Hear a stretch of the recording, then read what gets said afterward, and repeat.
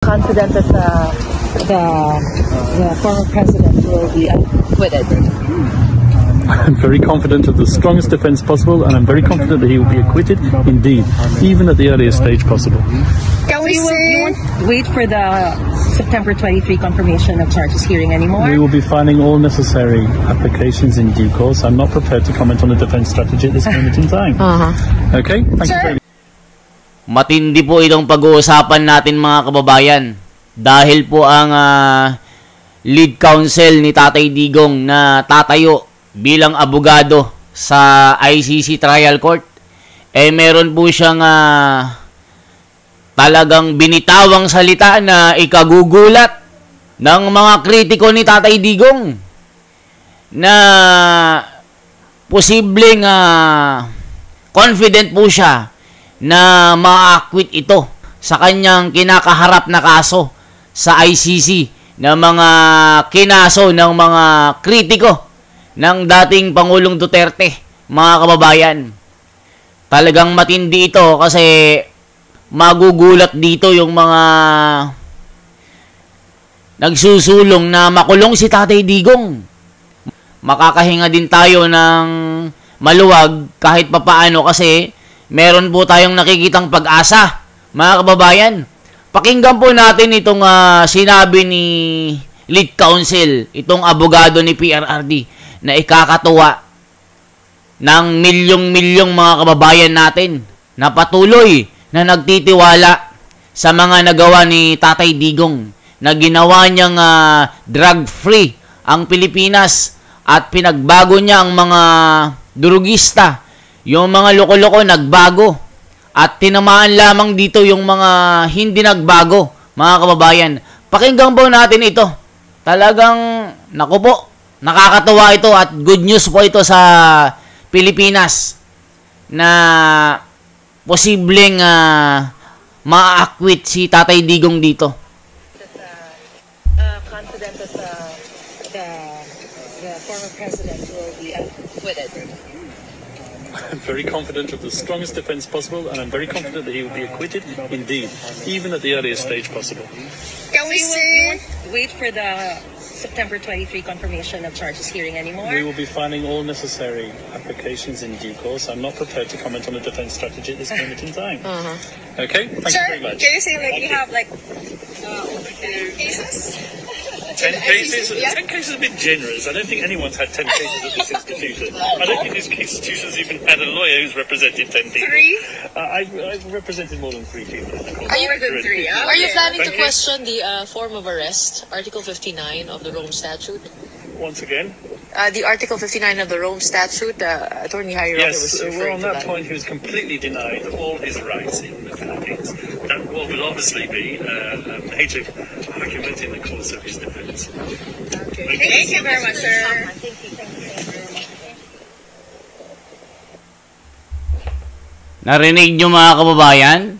Confident na confident po itong abogado ni Tatay Digong na isang British-Israeli na talagang magaling po ito, mga kababayan. Ito po yung magiging pangbato ni Tatay Digong. Na lang po ito, volunteer na abogado. Makikita nyo naman, mga kababayan, nabasa na niya yung mga background ni Tatay Digong at yung mga hinandang mga counter defense dito. Grabe, na tinanong kung okay ba yung pagkaka-aresto kay Tatay Digong. Sinabi niya dito na tila meron siyang nakikitang illegal na pag-aresto dito. Nakikita nyo naman, mga kababayan, yung mga naglalabasan po ng mga EJK victims, yung iba na mga namatay 2024 na isinasangkot pa kay PRRD sa mga biktima ng war on drugs daw. Nakita nyo naman yung mga naglalabasan, yung mga Aling Sheila na mga viral sa FB na isinama nila sa mga photoshoot na never forgotten yung mga anak nila, pero ito pala yung mga adik na naka-inkwento rin ng kapwa adik na nagkaonsehan na sila rin yung nagkaubusan mga kababayan. Yung mga ganyang issue sinama po nila mga kababayan para palabasin na biktima raw ito ng EJK. Makikita nyo mga kababayan. Tignan pa natin yung ibang balita dito regarding dito sa issue na ito. Ay, nakakatuwa mga kababayan. Pag nangyari ito, i-welcome natin si Tatay Digong na welcome back Tatay Digong. Ang tanong, what is next mga kababayan? Ano ang magiging kapalaran ng bayan natin kung sakali bumalik si Tatay Digong? Tingin nyo mga kababayan, ano ang magiging future ng Pilipinas kung sakali makauwi si Tatay Digong at ma-quit dito sa kaso niya? Ano ang magiging kapalaran ng gobyerno kaya? I-comment nyo nga po. Nakakatuwa mga kababayan, ano? Naku, matutuwa yung mga maraming milyon na mga supporter ni Tatay Digong dito. Isa na ako dyan mga kababayan. Inaamin ko na matagal na po akong supporter ni Tatay Digong. Pero hindi ko po inuudyukan na mga tao ay pumunta sa EDSA na mag-rally at manggulo. Pumunta po kayo, pero kapayapaan lamang, wag po kayong magkukos ng gulo na magiging dahilan na ang gobyerno ay magdeklara ng martial law. Mahirap po yun. Iiyak dito yung mga kritiko ni Tatay Digong na talagang silang nagpakulong sa kanya, sila ang nagpahuli. Ayan mga kababayan, sana po i-komento nyo po kung ano yung masasabi nyo. Possible ba mga kababayan? Imposible ba na ma-quit si Tatay Digong dito? Kasi confident yung abogado niya. Nakakatuwa mga kababayan. Nakakatuwang pakinggan ito. Na ikagugulat naman ng mga kritiko ni Tatay Digong.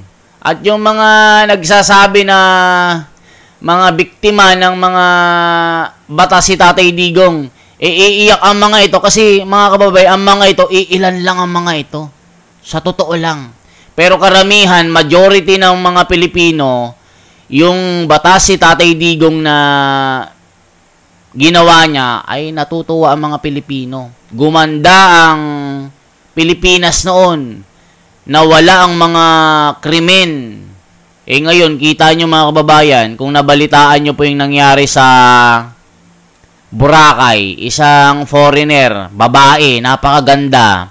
Unang araw pa lang, ikalawang araw, biktima po ng isang rape ito, gang rape. At nakita na lang po sa isang sulok ng bakanteng lote na may tama sa likod. Tad-tad po ng saksak po ito mga kababayan.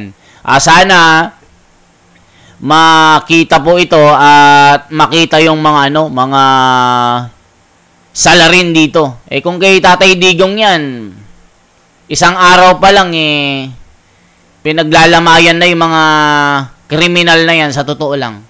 Nagpapatawag po ito ng mga press con.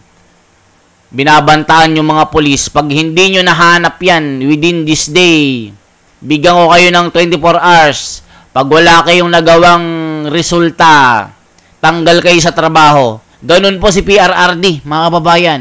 So, i-comment nyo po. Anong masasabi nyo po dito na confident po talaga yung lawyer ni Tatay Digong na kayang ipanalo ito? Naku, palakpakan po tayo. Palakpakan tayo mga kababayan kasi magandang senyales po ito para makauwi si Tatay Digong at i-welcome natin ng mainit mga kababayan. Salamat po sa inyong marami. Salamat po ng marami. Mabuhay po. Isang like, isang share po at isang subscribe para po ma-reach na po natin ng 300,000 subscribers po. Salamat.